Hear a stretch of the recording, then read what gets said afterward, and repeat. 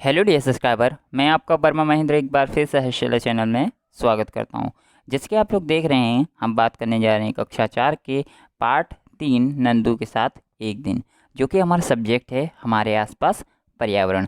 तो हम बात करने जा रहे हैं नंदू के साथ एक दिन, यानी नंदू यहाँ हाथी के बच्चे की बात की गई है। तो हम जानेंगे कि एक दिन उनका कैसा रहा। तो चलिए सबसे पहले हम बात करते हैं पार्ट 2 की, जो कि था कान ही कान में। हमारा सब्जेक्ट उसमें था पर्यावरण, और हमने जाना था कि कितने प्रकार के प्राणी होते हैं और प्राणियों के अलग अलग कान होते हैं, और अलग अलग की उनकी जातियाँ होती हैं, अलग अलग के उनकी त्वचाएँ होती है। वो हमने उस चैप्टर में जाना था। ज़्यादा जानकारी के लिए आप मेरे आई बटन पर क्लिक करके उस पार्ट को दोबारा देख सकते हैं। और बात की गई थी उस पार्ट के प्रश्न की, तो जो उसका करेक्ट आंसर था वो कुछ इस तरह सॉल्यूशन मैं आपको दिखा रहा हूँ। जो कि इसका आंसर करेक्ट है वो 4 है।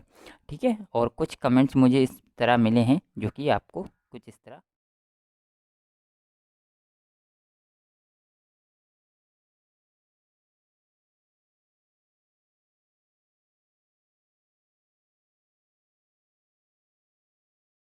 दिख रहे होंगे।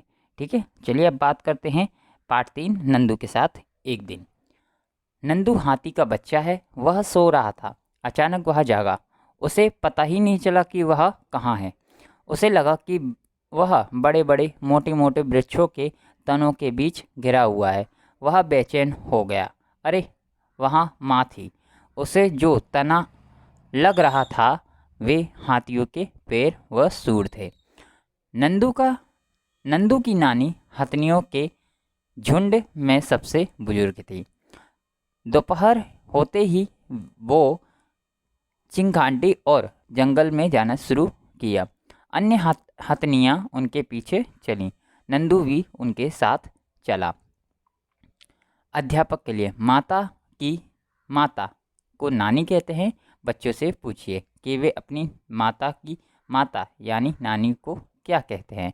तो हम बात कहेंगे तो हम भी नानी उनको कहेंगे। ठीक है, चलिए आगे देखते हैं। झुंड जंगल में पाया। झुंड जंगल में गया। सभी हथनियाँ अलग अलग स्थानों पर गई। विभिन्न विभिन्न वृक्षों के पत्ते और डालियाँ खाने लगी। उसके बाद सभी नदी पर गए। बच्चों को पानी में मौज आ गई। नंदू की माँ पानी एवं कीचड़ में पड़ी रही। क्या आप जानते हैं, एक बड़ा हाथी एक दिन में 100 किलोग्राम से ज़्यादा पत्ते और झाड़ियाँ खा लेता है। हाथी बहुत कम आराम करता है। वह एक दिन में केवल 2 से 4 घंटे ही सोता है। हाथी को पानी व कीचड़ से खेलना बहुत भाता है। इससे उसके चारों इससे उसके शरीर को ठंडक मिलती है। वैसे उसके कान भी पंखे की तरह होते हैं। गर्मी लगने पर हाथी अपने कान हिलाकर हवा करता है। तो चलिए हम बात करते हैं प्रश्नोत्तर की। तो यहाँ पर प्रश्नोत्तर पहले दिया है, नंदू सिर्फ 3 महीने का है लेकिन उसका वजन 200 किलोग्राम है। आपका वजन कितना है? तो हम चर्चा करने जाएंगे।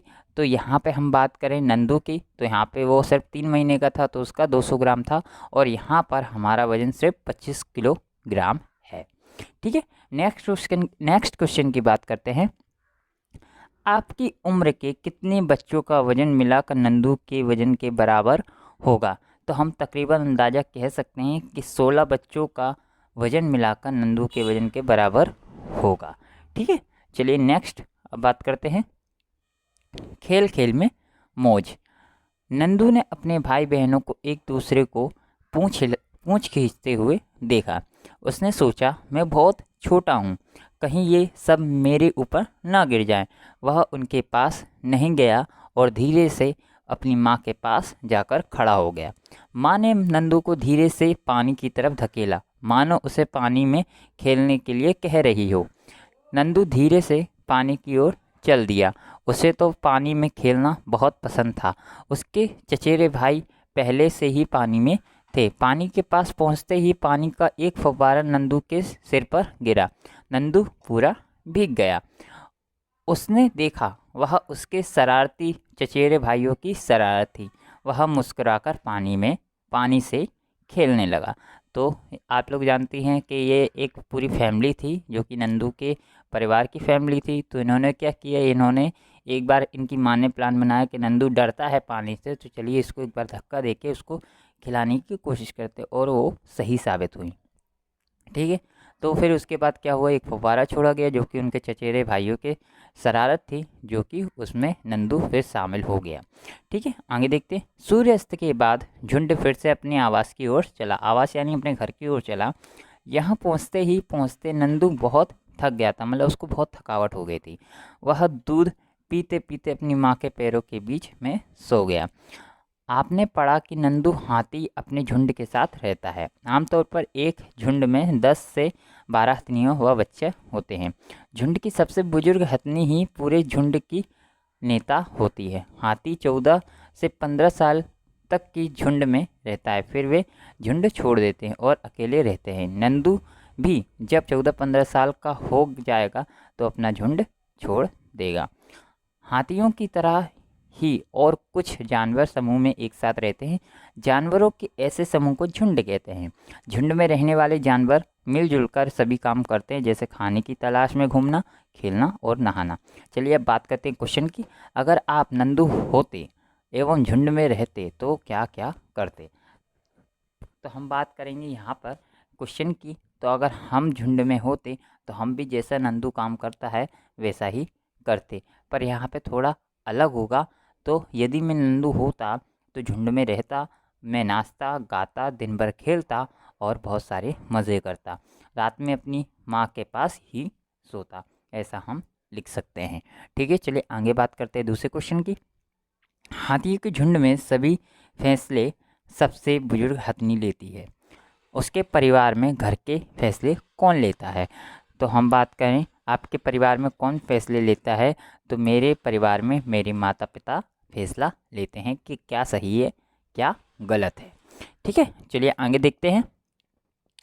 नंदू वह सब करता है जो उसे पसंद है। यदि आपको अपने मित्रों के साथ एक पूरा दिन बिताने के लिए मिले तो आप क्या क्या करेंगे?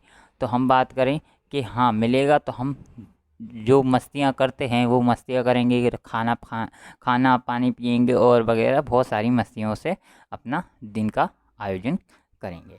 ठीक है, चलिए आगे देखते हैं। पता करके लिखिए कौन कौन से जानवर झुंड या समूह में रहते हैं। तो हम बात करेंगे यहाँ पे कौन कौन से जानवर हैं जो झुंड में और समूह में रहते हैं। तो सबसे पहले हम बात कर लेते हैं यहाँ पे हाथी की, और हाथी के साथ साथ और भी प्राणी हैं जो कि है जैसे भेड़, हिरन, ज़ेब्रा, जंगली भैंस, जंगली कुत्ते, चिड़िया, पेंगुइन आदि झुंड में रहते हैं। ठीक है, आगे देखते हैं।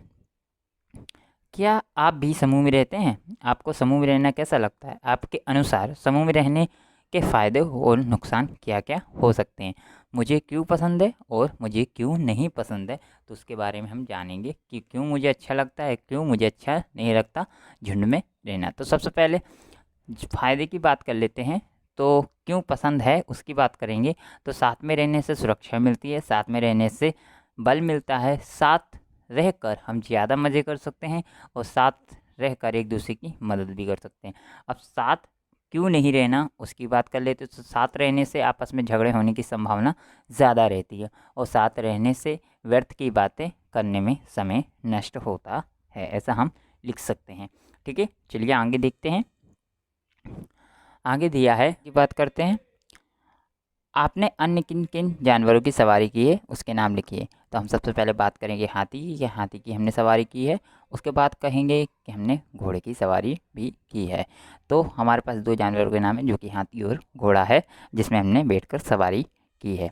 अगर आपको हाथी पर बैठाया जाए तो आपको कैसा लगेगा?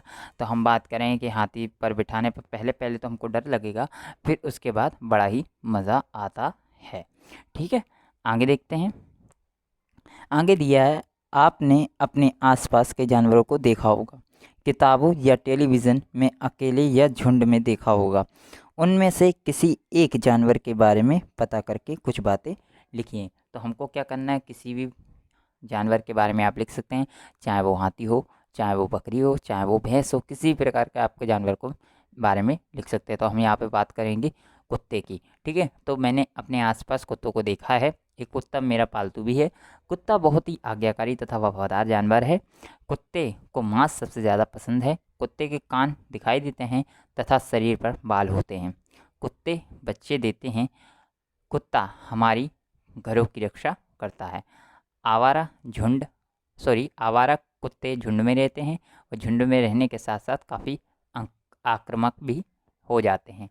आवारा कुत्तों से बचकर रहना चाहिए, क्योंकि क्या है, वो झुंड के साथ रहते हैं तो ऐसा ही प्रभाव पड़ता है। ठीक है, चलिए आगे देखते हैं।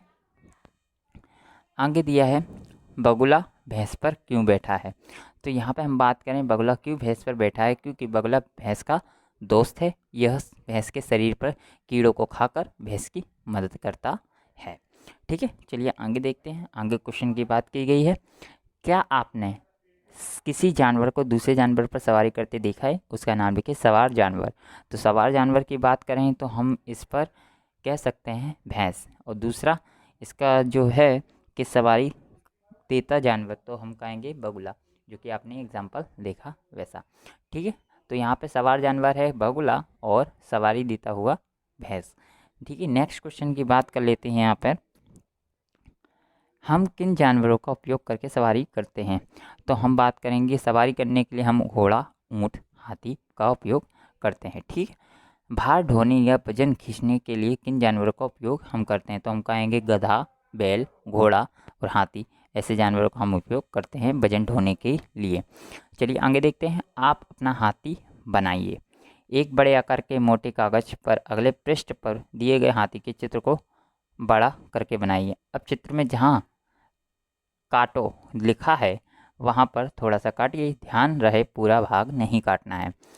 जहाँ मोड़ो लिखा है वहाँ से बिंदु वाली डॉट डॉट डॉट, मतलब कहें तो रेखा से मोड़िए। फिर धारी वाले हिस्से को कुछ इस तरह दिखाए अंदर की तरह मोड़िए। अब पूंछ बनाकर चिपका लीजिए। आपका हाथी तैयार। इसे अपनी पसंद के रंगों से सजाइए। बनाए कागज़ के हाथियों का कक्षा में प्रदर्शन कीजिए। आपको दिख रहा है कुछ इस प्रकार का, आपको प्रिंट आउट ले लेना है, बना लेना है अपने हाथों से, और जिस प्रक्रिया बताई गई है वैसे आपको प्रक्रिया का पालन करना है। ठीक है, आपको वीडियो कैसा लगा प्लीज़ कमेंट सेक्शन में जरूर कमेंट करके बताएं। अगर वीडियो अच्छा लगा तो प्लीज़ लाइक और शेयर जरूर कीजिए। और आज का क्वेश्चन कुछ हमारा इस तरह से है।